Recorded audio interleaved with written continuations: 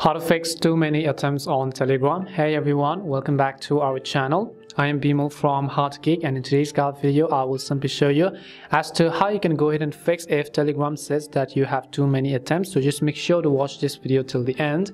Now sometimes the general issue seems to be that whenever you try to reopen your Telegram app and then you try to log into your account, it simply says that you're having too many attempts and it says you to try again later.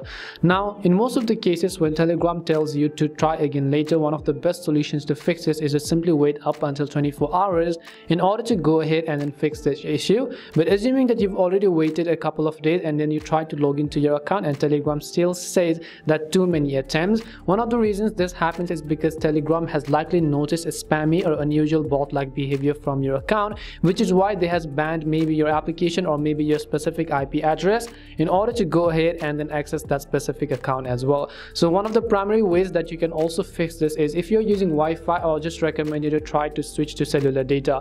Now you might ask why I'm doing this. Now I'm simply doing this in order to change the IP address. When you change your network from your Wi-Fi to cellular data or vice versa, it's going to change the IP address as well, and as a result it is going to trick Telegram into thinking that it is the another person trying to log into that account. And now you can go ahead and simply check whether or not that solves your problem. If it doesn't, however, then I'll just recommend you to ignore the application and then go ahead and then open up your web browser.